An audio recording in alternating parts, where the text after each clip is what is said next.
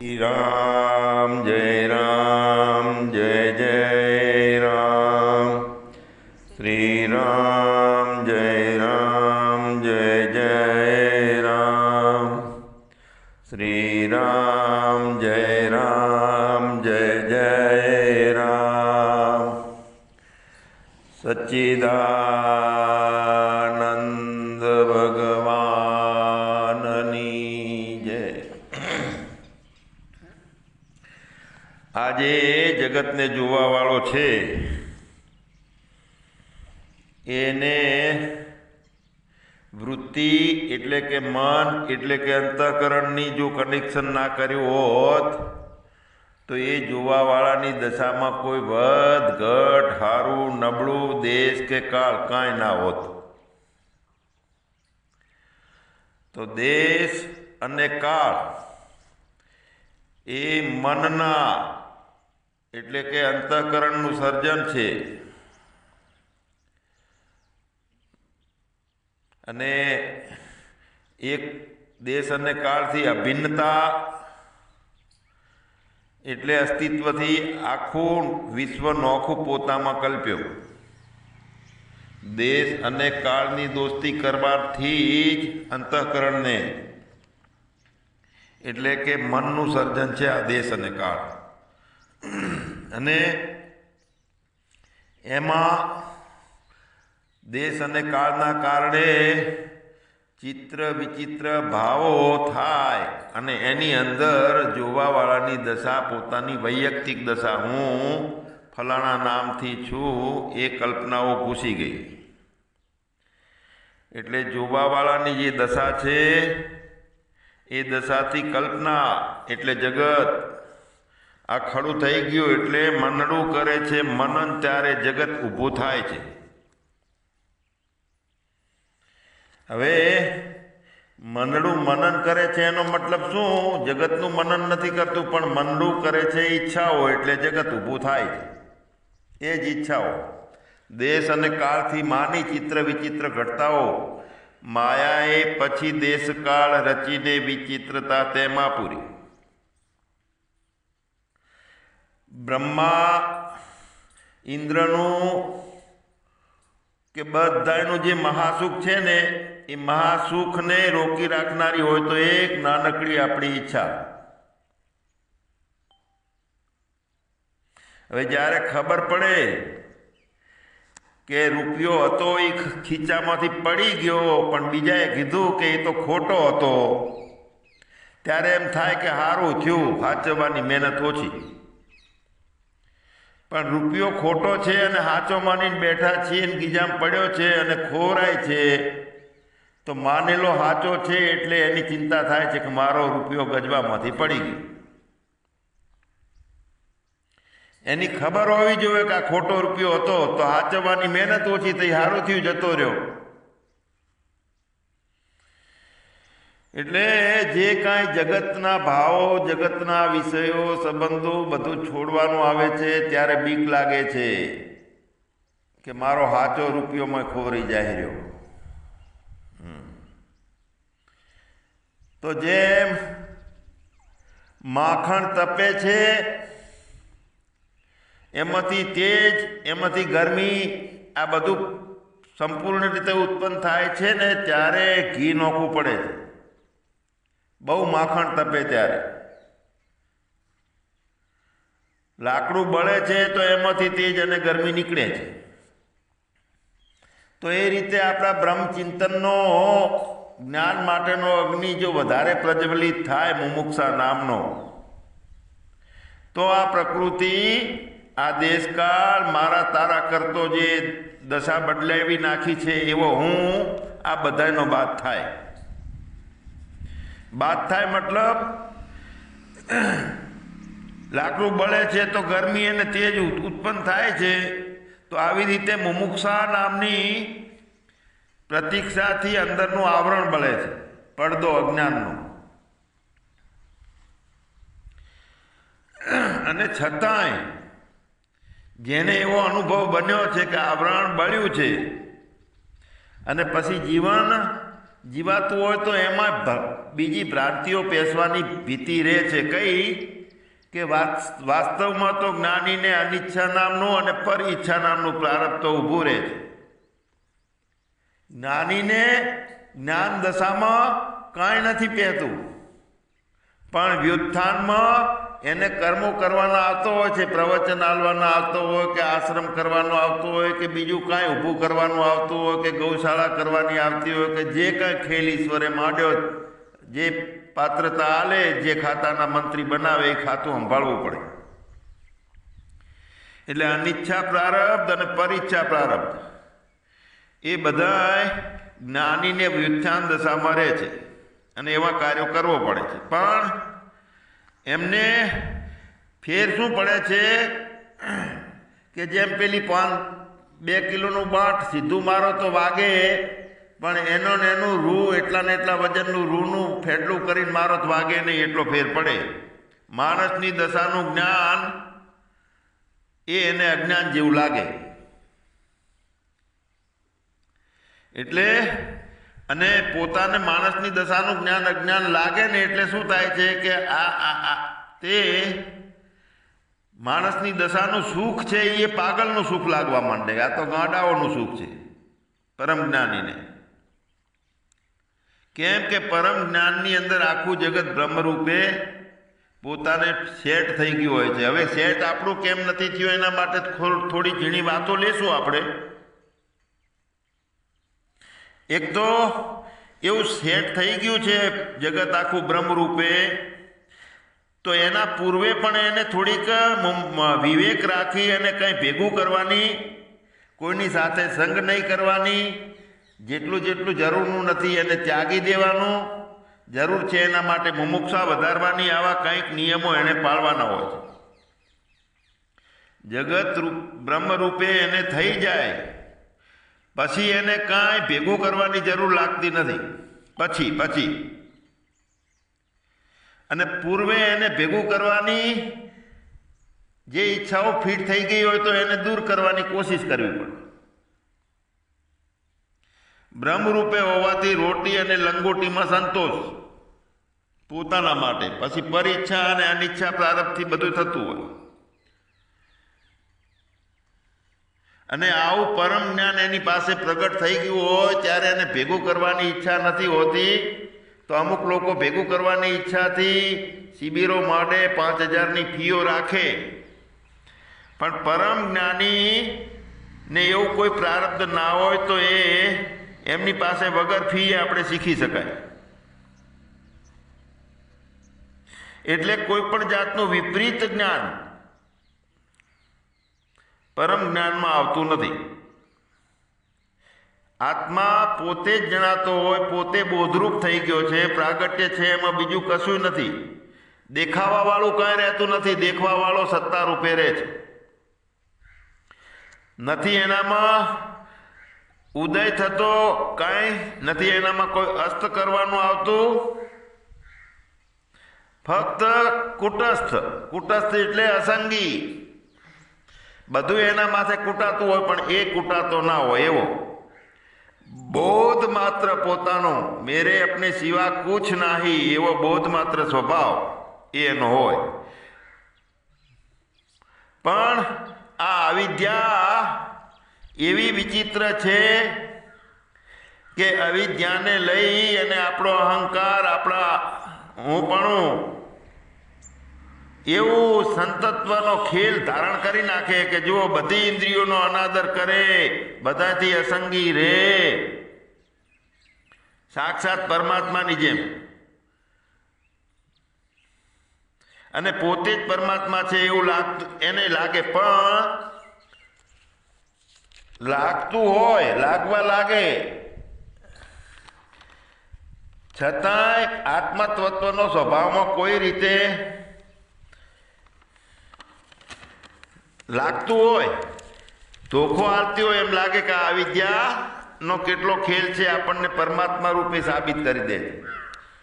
પણ એવું ના હોય અને અજ્ઞાન ચાલુ રહે એવું પણ બને.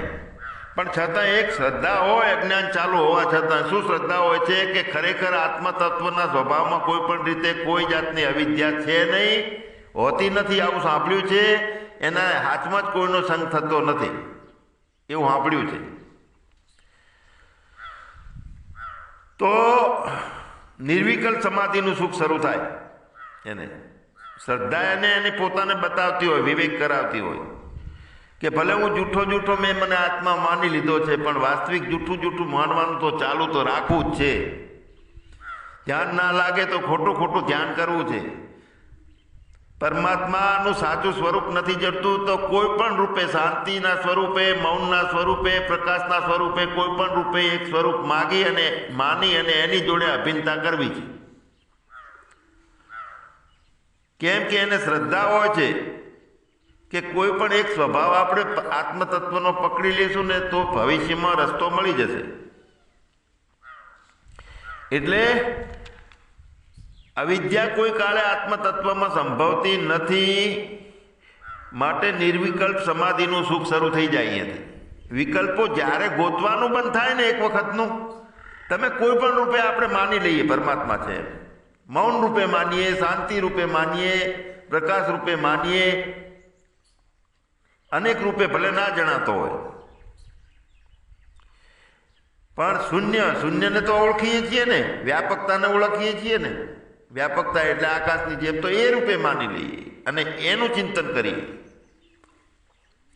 તો દોડ બધી ઓછી થશે ને. એટલે સમાધિનું સુખ અંદર એક સામર્થ્ય શક્તિ ઉત્પન્ન થાય છે નિર્વિકલ્પ રહેવાની. એટલે સમાધિનું સુખ શરૂ થાય.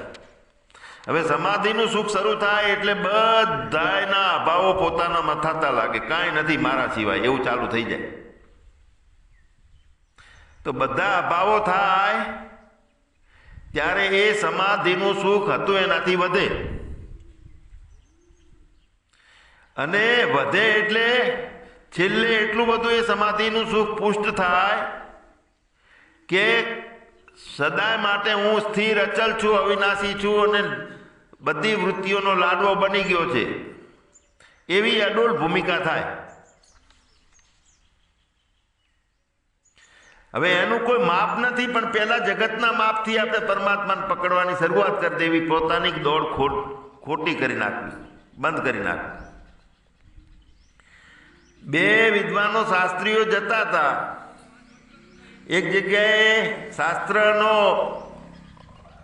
એ કહેવાય ને પેલો એ હતું, સામે શાસ્ત્રનો વિજય પ્રાપ્ત કરવાનો હતો.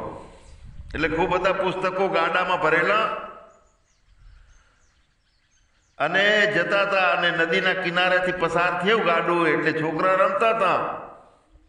એટલે છોકરો મારા અળવિત્રો હશે કો હોશિયાર, એટલે પૂછ્યું કે તમે કોણ છો? કે અમે પંડિતજી છો. ત્યાં ગાડામાં શું ભર્યું છે? કે પુસ્તકો ભર્યા છે. કેમ આટલા બધા ભર્યા છે? કે અમારે શાસ્ત્રાર્થ કરવા જવાના. તો તમે એટલું બધું જાણો છો? એટલે કે હોય. તો કે લો આ મારા ખોબામાં રેત કેટલી છે કહી દો.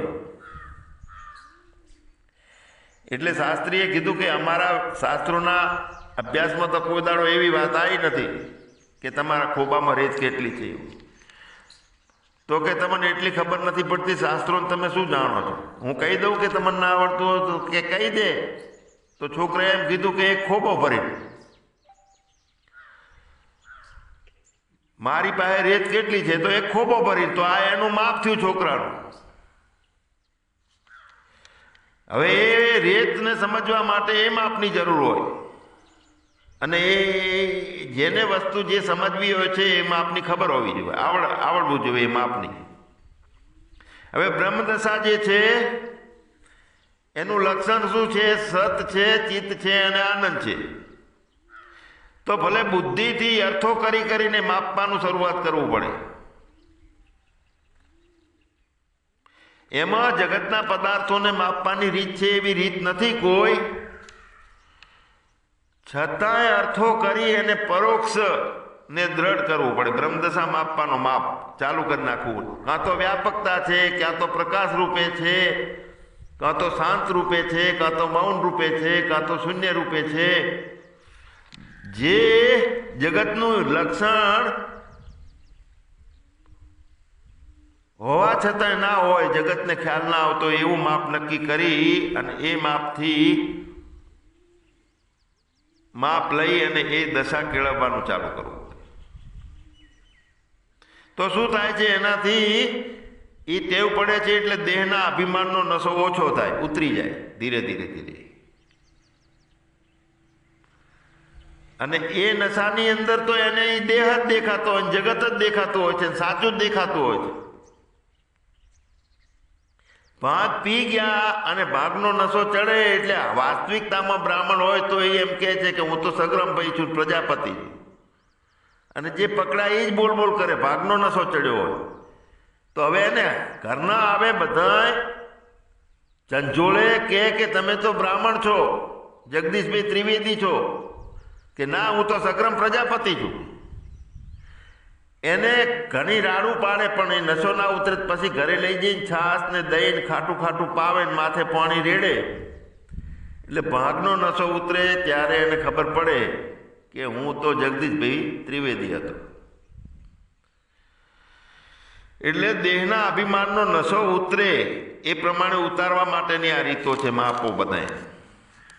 તો શું થાય છે? દેહના અભિમાનનો નશો ઉતરતા શરૂઆત કેવી લાગે આપણને? તો પછી નશો ઉતર્યા પછી કર્મ છે એ અકર્મ થવાનો ચાલુ થયું એવું લાગે આપણને. ઈચ્છાઓ બધી અનિચ્છા થવાની ચાલુ થઈ એવું લાગે. મન છે એ અમન થવાની શરૂઆત થઈ એવું લાગે. અને પછી એ આગળ વધે એટલે અકર્મ ઝડપી થઈ શકે, એનાથી મહેનત ના કરવી પડે, અનિચ્છાઓ તરત ફિટ થઈ જાય, અમનતા જે છે એ તરત આવી જાય, પછી મહેનત ના કરવી પડે. કારણ કે અભ્યાસ કર્યો ને, જેમ ગાડી ચલાવીએ પછી ગાડી સહજ રીતે ઓટોમેટિક ચાલે. શરૂઆતમાં ખ્યાલ રાખવો પડે, બીક લાગે ગાડી ચલાવવાનું, એ બધા ભય રહે, પછી સહજ રીતે આગળ વધે એ કાર્ય. અને પછી એક એવી સ્થિતિ બને આપણી, મન અમન થાય, કર્મ અકર્મ થઈ જાય, ઈચ્છા અનિચ્છા થાય, તો એ સ્થિતિ આપણી પરિપક્વ થાય એટલે દુઃખ કે ભયની કલ્પનાઓ કરવી પણ શક્ય ના હોય એવું લાગે. ચાલુ ગાડીએ ક્યાં પછી આપણને ભય લાગે છે? ગાડી સડસડાટ ચાલે એટલે. મતલબ એ થયો કે અદ્વૈતતા થઈ ગઈ એ વખતે. તો અદ્વૈતતા થાય એમાં અજ્ઞાન અને અજ્ઞાનને હાચવનારો બંને જણા દોડીને મુઠ્ઠીઓ વાળીને જતા હોય ને એવું લાગે અદ્વૈતતામાં. અજ્ઞાનને પોતે અને અજ્ઞાનને હાચવનારો જે હું હતો એ બંને જતા રહે, ભાગી જાય એવું જણાય આપણને. અને પછી શું થાય? એ અજ્ઞાનને ધારણ કરનારો હાચવનારો હતો એ ખતમ થઈ જાય એટલે શરૂઆતમાં ભાવ ચાલુ થઈ જાય. તો એ સર્વાત્મા ભાવ ચાલુ થઈ જાય અને એને છેલ્લે પછી સર્વાત્મા ભાવ જ રહે, બીજો ભાવ ના રહે. જ્યાં જોવો ત્યાં એવો એક ચશ્મા આવી જાય, એવી દશા બની જાય કે બધે પરમાત્મામય લાગવા લાગે. તો એ સર્વાત્મા ભાવ થઈ જાય તે ત્યારે જ થાય કે જ્યારે બધી વસ્તુઓ, બધી અવસ્થાઓ અને બધી પરિસ્થિતિઓથી પારના જીવન પર વિશ્વાસ હોય. જેટલું સાચી લાગતી હતી વસ્તુઓ, કામની લાગતી હતી બધી અવસ્થાઓના બદલે આ સાચી, બધી પરિસ્થિતિઓથી પારના જીવન ઉપર એક વિશ્વાસ હોય. અને જીવન જીવતા જીવતા કાયમ વિવેક સાથે રહે, એટલે કે ઈચ્છા રહિત પદ પ્રાપ્ત કરી લીધું હોય, ક્યાંય પણ ભૂલું ના પડાતું હોય. પછી અચાહ પદ જે છે ને એ પ્રાપ્ત કરી લીધેલું હોય, કાયમ વિવેક સાથે રહે, ક્યાંય ભૂલો ના પડે.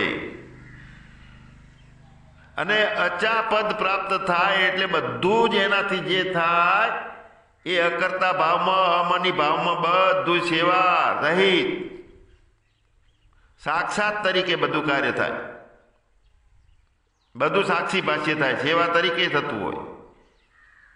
અને ત્યાં જેના માટે થાય, જે કર્મ કરે તે બધું એકબીજાથી ઓતપ્રોત થઈ જાય, અભિન્ન થઈ જાય. જેના માટે કરવાનું છે એ પરમાત્મા, જે કર્મ થાય છે એ કર્માત્મા, અને જે કરનારો છે એ પરમાત્મા એક અભિન્નતા કાયમ માટે બની જાય. નોખું કદી એ કશું કંઈ લાગે નહીં, રાત દાડો નોખો ના લાગે કે દેશકાળના કારણે, પણ નોખું અભિન્નતા એની એવી થઈ જાય કે બહારની દ્વૈતો અંદર ઘાલવા હોય તો તકલીફ પડે, એવી એક નિષ્ઠા બની જાય, દશા બની જાય. નોખું કાંઈ લાગે નહીં, એ એક દશા છે એવી પરમ દશા કે જ્યાં સાધક, સાધ્ય અને સાધન ત્રણેય એક જ હોય, કોઈ નોખું ના બને, પછી અભિન્ન બની જાય. તો હવે આપણને એ થાય કે આવું તો કરવું તું તો કેમ બધાને હુજતું નથી, રાડું પાડીએ છીએ તો કોઈ વાતને સાંભળવા તૈયાર નથી એ જ્ઞાનીઓ, એવું લાગે ને આપણને. તો આ જિજ્ઞાસા શેનાથી? પ્રારબ્ધથી ચાલુ થાય કે પુરુષાર્થથી ચાલુ થાય કે એમાં મહેનત કરવી પડે કે વધારે બુદ્ધિવાળા હોય અને જિજ્ઞાસા થાય? તો ના, જેમ અવિદ્યા અનાદિ છે તો એમાંથી એના પોતાના પોતે ઈશ્વર નિષ્ઠા કરેલી હશે, ભૂતમય બીજ રોપાયેલું હશે, પરમાત્માનો પ્રેમ એને પકડવા માટે વહે પડેલો હશે. તો જિજ્ઞાસા તે કેવી રીતે થાય? તો જિજ્ઞાસા સહજ રીતે ખબર ના પાડતા થઈ જાય. ક્યારે ચાલુ થઈ એ પાછળથી કદાચ ખ્યાલ આવે. એવું નથી કે બુદ્ધિશાળીને જિજ્ઞાસા થાય, પ્રભુનો પ્રેમી હોય એને થાય સહજ રીતે. એ ઘટના ઘટે. મને ખબર છે કે 1984 અંદર 82 અંદર હું બેઠો હતો અને એ વખતે મને જિજ્ઞાસા ચાલુ થઈ હતી. અંદરથી ઓટોમેટિક એવો પ્રશ્ન ઉઠ્યો કે એવું શું પ્રાપ્ત કરવું મનુષ્ય જીવન મળ્યું છે કે જેથી પ્રાપ્ત કરીને બીજું કંઈ પ્રાપ્ત ના કરવું પડે. ત્યાં મંથન ચાલ્યું હશે, વિવેક, પૈસા, સંબંધો, સત્તા બધાને ચોકડી મારતા મારતા મારતા પરમાત્માએ એવી જગ્યાએ ફીટ કર્યો કે બધું સાચું જે ઈચ્છાઓ થઈ હતી મુજબ. તો એ વખતે મુમુક્ષા ચાલુ થઈ, ઓટોમેટિક અંદરથી હળવળાટ થયો અને પ્રશ્ન પોતાને ઉઠ્યો કે મારે એવું શું પ્રાપ્ત કરવું. એટલે જિજ્ઞાસા સહજ રીતે ક્યારે ખબર ના પડતા એવો સંજોગ આવી જાય કે ઊભી થઈ જાય. અને તે ઘટના છે એક જાતની જિજ્ઞાસા ઊભી થવી. મનુષ્યત્વ મળ્યું છે એ પાપ પુણ્યના કારણે મળ્યું છે, પણ એમાંથી હજારો લાખો જીવાત્માઓને માંથી એકાદ 2-5 જણને મુમુક્ષા થાય અને જે આ સત્સંગો વધારે સારા લાગે એમાંથી એ સાંભળનારાઓમાંથી એ હજારોમાંથી કોક ને જેમ વાત વિવેકથી સમજાય અને એવા સમજેલામાંથી હજારોમાંથી કોકને પ્રગટ થતો હશે. તો ભગવાન આ વાત છે, અપ્રાપ્તની જિજ્ઞાસા સ્વતઃ ચાલુ થાય છે અને એ વખતે ચાલુ થાય છે તો જિજ્ઞાસુને શું થાય છે કે જે જરૂરી નથી લાગતી એવી ઈચ્છાઓના ત્યાગનું બળ એને મળે. જિજ્ઞાસુને બળ ઊભું થાય છે. અનાવશ્યક જે ઈચ્છાઓના ત્યાગનું બળ કેવી રીતે આવે? તો જે આવશ્યક ઈચ્છાની પૂર્તિ એને થોડીક થાય, થોડાક અંશે કે હા મેં નિર્વિકલ્પ નિરાકાર એ આત્મા છે એવું માન્યું એટલે સુખ તો ચાલુ થયું. આપણે બધાને એક મંત્ર આપીએ છીએ, કોણ ફૂંકતા નથી પણ રસ્તો બતાડીએ કે હું કાંઈ નથી, મારું કાંઈ નથી, હું કાંઈ કરતા ભોગતા નથી, હું આત્મા છું. ડાયરેક્ટ એમ કહેતા નથી કે તમે તમારામાં જાગો, તમે પકડ્યું છે એને છોડો, કારણ કે રિઝલ્ટ ના આવે. પરથી ખસ સ્વમાં બસ અને એટલું બસ. એ તો જે સમજનારા 2-5 વર્ષે પલે પડ્યું હોય, વિચાર યાત્રા આગળ ચાલી હોય એને ખબર પડે, નહીતર તો એને શું કહેવા માગે છે એ કાંઈ ખબર નથી. રજો ગુણ તમો ગુણનો પ્રભાવ હોય છે બહુ, એટલે બીજું કાંઈ અંદર પહેવા જ ના દે. એટલે હા, સેજ રસ ચાખી ગયા શાંતિનો એટલે બળ વધવાની ચાલુ થાય. જે આવશ્યક ઈચ્છાઓની પૂર્તિ થાય એટલે ત્યાગનું બળ આવે. મહેનત અને પુરુષાર્થથી નથી આવતું. એટલે પ્રથમ એ કામ કરવું કે જેના માટે મુમુક્ષા છે તે તત્વનો સ્વીકાર કરી લેવો કોઈ પણ રીતે. જેના માટે શાંતિ માટે મુમુક્ષા છે, આનંદ માટે છે, પરમાત્મા માટે છે, પ્રભુ માટે છે, બધું એકનું એક.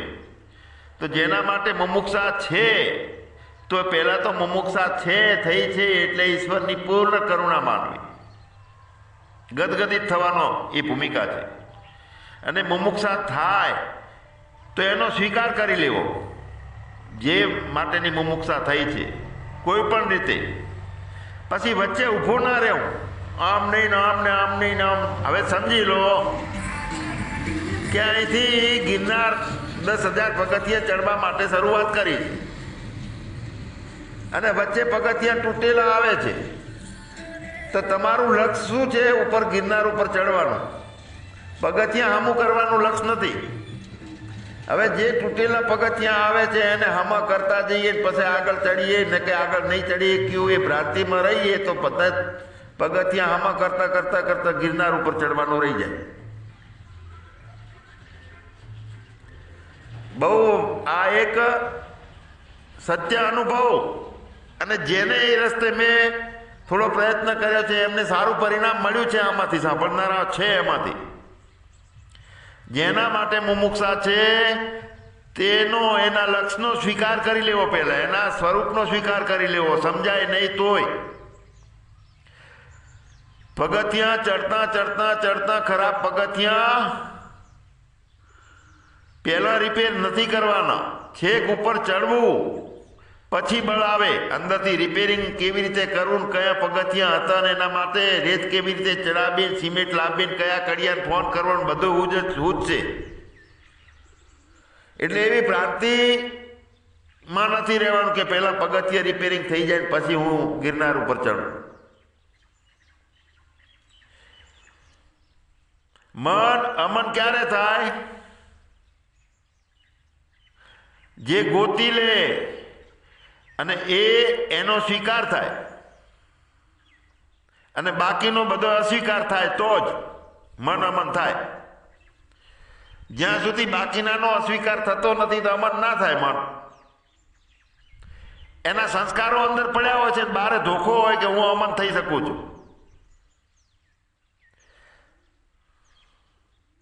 જેને ગોતતા હોઈએ એનો સ્વીકાર થાય, એના લક્ષ્યનો સ્વીકાર થાય, એના રસ્તાનો સ્વીકાર થાય, માર્ગનો સ્વીકાર થાય અને બાકીનાનો બધાનો અસ્વીકાર થાય તો જ અમની ભાવ આવે, અમની ભાવ થાય.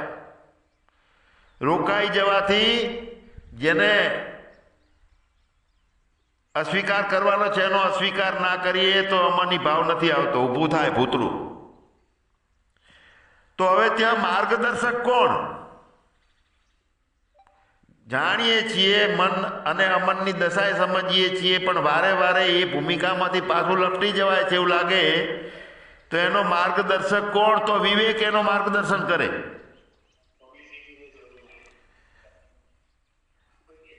વિવેક જ એનું માર્ગદર્શન કરે. વિવેકથી પોતાના કર્તવ્યો કયા છે એનો સહજ બોધ થઈ જાય. કેટલું છોડવાનું છે, કેટલું પકડી રાખવાનું છે, કેટલો ત્યાગ કરવાનો છે.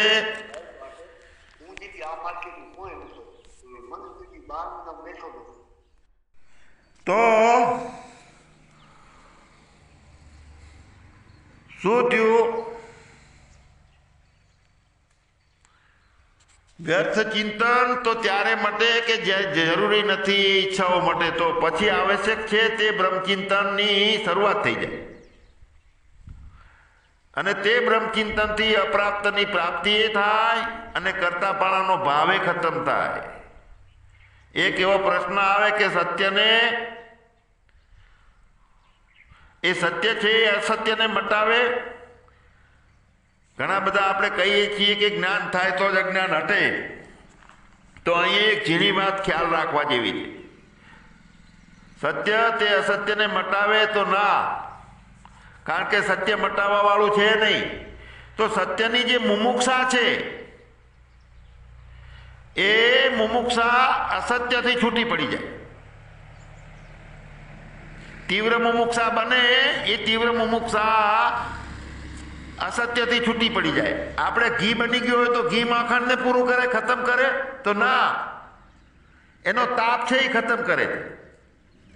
એટલે મુમુક્ષા અસત્યની જે છે એ છૂટી પડી જાય અને મુમુક્ષા સત્યથી અભિન્ન થઈ જાય. એ મુમુક્ષા તો સત્યની સત્તા, અસત્યને અને અસત્યની સત્તા ઊભી કરવા વાળામાં જે સત્યની સત્તાનો ઉપયોગ થાય છે, ત્યાં અસત્યને ખતમ કરવો હોય, અસત્યની સત્તા ખતમ કરવું હોય તો સત્યની સત્તાનો ઉપયોગ થાય છે. એમાં જે મુમુક્ષા જે છે એ ભાગ ભજવે છે. અસત્ય પ્રકાશિત થયું તો કોના કારણે? તે અસત્યની મુમુક્ષા માટે તો મટે કે નહીં? તો હા, મટે. ક્યારે મટે? અસત્યની મુમુક્ષા પ્રઘાત થાય, બહુ વકરી હોય, પછી એ મુમુક્ષા દુઃખદાયક લાગતી હોય, એમાંથી સુખની સત્યની મુમુક્ષા પ્રગટે. એ પ્રગટતા એ સુખ માણ્યું એટલે વધારે દ્રઢ થાય, તીવ્ર થાય, અભિન્નતાને પ્રાપ્ત થાય, પ્રગાઢ થાય અને પેલી છે એ મટી જાય, જે અસત્યની મુમુક્ષા. તો પરમાત્માના સ્વીકાર માટે બીજો કોઈ અભ્યાસ નહીં, પણ બાકી બધાનો અસ્વીકાર કરવો એ જ પરમ રસ્તો છે. બધાને જય સચ્ચિદાનંદ.